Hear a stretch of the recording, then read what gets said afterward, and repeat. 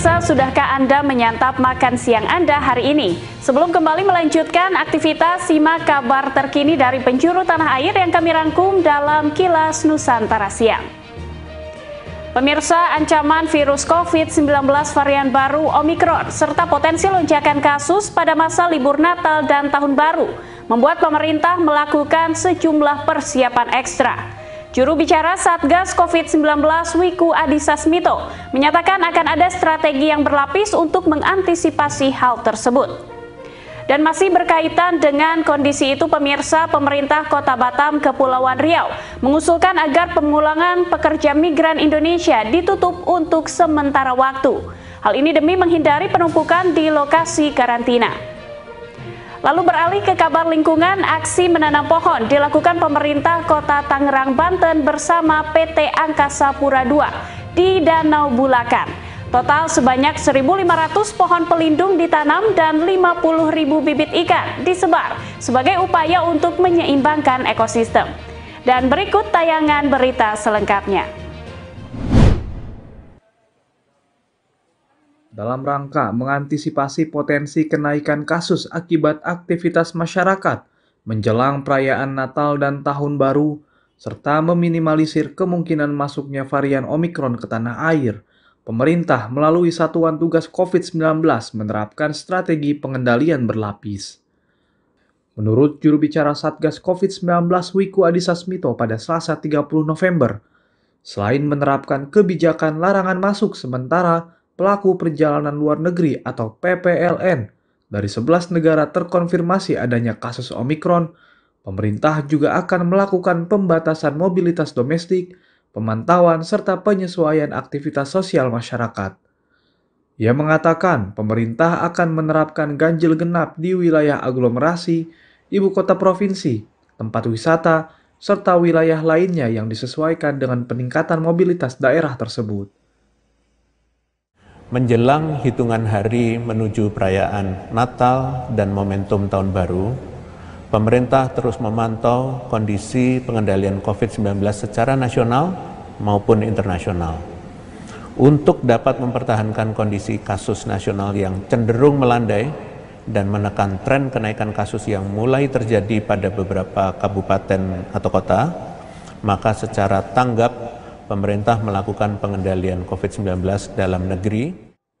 Lebih lanjut, Wiku memaparkan fasilitas publik yang diperbolehkan beroperasi namun tidak memiliki Satgas Prokes akan diberikan sanksi. Aktivasi dan optimalisasi Satgas COVID daerah juga menjadi bagian dari strategi pengendalian berlapis. Sementara pengaturan aktivitas sosial ekonomi masyarakat akan tetap mengacu pada Inmendagri nomor 62 tahun 2021. Selain itu, Wiku juga mengimbau agar masyarakat melakukan silaturahmi secara virtual atau kumpul bersama keluarga di rumah dan menghindari kerumunan. Dari Jakarta, tim kantor Berita Antara mewartakan.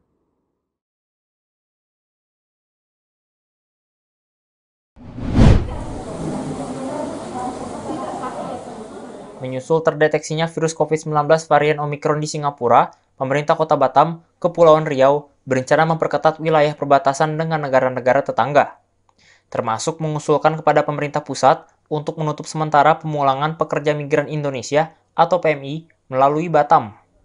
Hal itu seperti diungkapkan Sekretaris Daerah Kota Batam, Jeffrydin Hamid, pada 30 November, mengingat terbitnya Instruksi Mendagri nomor 62 tahun 2021 tentang pencegahan penanggulangan COVID-19 saat Natal dan Tahun Baru membuat kebijakan masa karantina diperpanjang dari yang awalnya 3 hari menjadi 7 hari.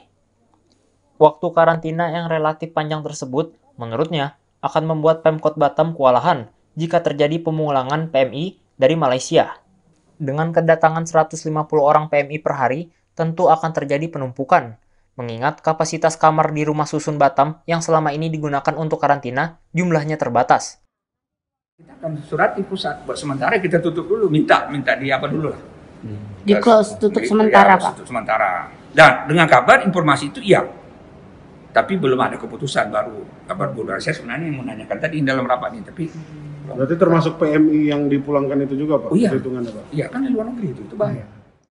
Jeffrydin menambahkan, saat ini ada lebih dari 200 PMI yang sedang menjalani karantina di 2 rumah susun setempat. Ratusan pejuang devisa tersebut telah menjalani karantina selama 7 hari sesuai aturan yang baru saja dikeluarkan. Dari Batam, Kepulauan Riau, Pradana Putra Tampi, Kantor Berita Antara, mewartakan.